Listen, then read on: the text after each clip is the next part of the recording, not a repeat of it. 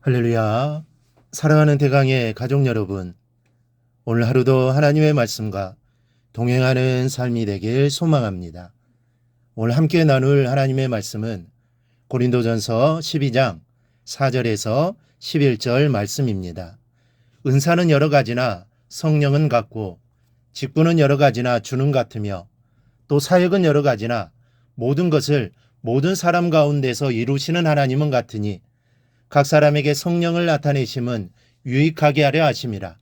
어떤 사람에게는 성령으로 말미암아 지혜의 말씀을, 어떤 사람에게는 같은 성령을 따라 지식의 말씀을, 다른 사람에게는 같은 성령으로 믿음을, 어떤 사람에게는 한 성령으로 병 고치는 은사를, 어떤 사람에게는 능력 행함을, 어떤 사람에게는 예언함을, 어떤 사람에게는 영들 분별함을, 다른 사람에게는 각종 방언 말함을, 어떤 사람에게는 방언들 통역함을 주시나니 이 모든 일은 같은 한 성령이 행하사 그의 뜻대로 각 사람에게 나누어 주시는 것이니라.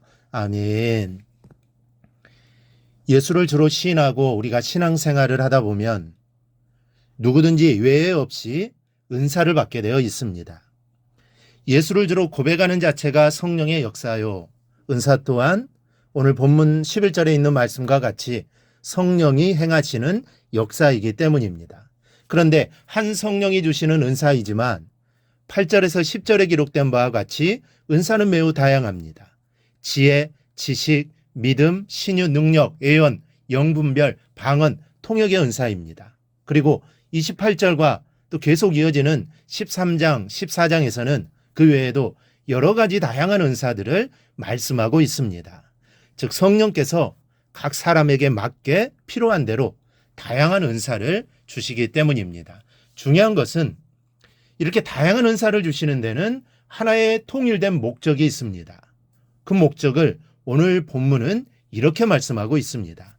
각 사람에게 성령을 나타내심은 유익하게 하려 하심이라. 그런데 이 유익이 누구를 위한 유익입니까? 유익하게 해야 될 대상이 이 본문에는 분명치 않습니다. 그러나 본문 이하의 말씀으로 미루어 볼 때 은사를 받은 개인을 유익하게 하려고 은사를 주신 것이 절대로 아닙니다. 전체의 유익을 위해서 주신 것입니다. 몸 전체, 즉 교회 전체의 유익을 위해서 교회 안에 속한 모든 지체를 위하는데 은사를 주신 목적이 있습니다. 그런데 이 은사에 대한 현실이 어떻습니까? 대단히 개인적인 목적으로 은사를 활용하고 있습니다. 자신을 세우고 또 자신을 드러내는데 은사가 이용되고 있습니다. 어떤 곳에서는 은사가 대단히 불미스럽게 사용되는 경우도 있습니다. 성령께 주신 은사로 돈을 벌려는 사람들이 있고 또 그것으로 숭배받으려는 경향도 있습니다. 심하면 마치 자기가 하나님인 양 교만한 사람들도 있습니다. 그런데 문제는 교회 안에도 그런 현상이 있습니다. 은사를 받았다고 은사를 받지 못한 사람은 은근히 무시하는 경향이 있고 또 예언을 받았다느니 신유의 은사가 있다느니 하면서 교회를 어지럽히는 경우도 종종 있습니다. 여러분, 아무리 신유의 은사가 있어서 많은 사람을 고쳤다고 하더라도 교회를 어지럽힌다면, 그래서 교회 전체의 유익을 해친다면 이것은 은사를 잘못 사용하는 것입니다. 은사의 사용에는 반드시 전체를 위하는 유익한 결과와 덕이 따라야 합니다. 어떤 은사를 받아서 어떤 대단한 일을 했다 하더라도 교회의 유익과 덕을 세우지 못하면 올바른 은사의 사용이 아닌 겁니다. 그리고 방언이나 기타의 은사를 받았을 때는 받지 못한 사람을 무시하거나 또 그런 사람은 믿음이 없는 것처럼 여겨서는 안 됩니다. 나만 은사를 받은 것이 아니기 때문입니다. 우리 그리스도인 중에는 은사를 받지 못한 사람은 단 한 명도 없습니다. 은사가 워낙 다양한데도 불구하고 우리가 몇몇 은사에만 주목하기 때문에 그렇지 넓은 의미에서 볼 때 하나님이 주신 모든 재능들이 다 은사입니다. 그러니 은사를 받지 못했다고 오해해서 실망하지 말아야 합니다. 은사에 대한 생각을 넓혀야 합니다. 꼭 방언만 은사고 신유만 은사고 능력만 은사입니까? 그렇지 않습니다. 내게 있는 재능이 곧 은사입니다.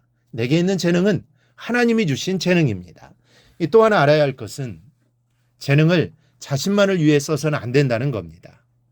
나의 유익만을 위해서 주신 것이 아닙니다.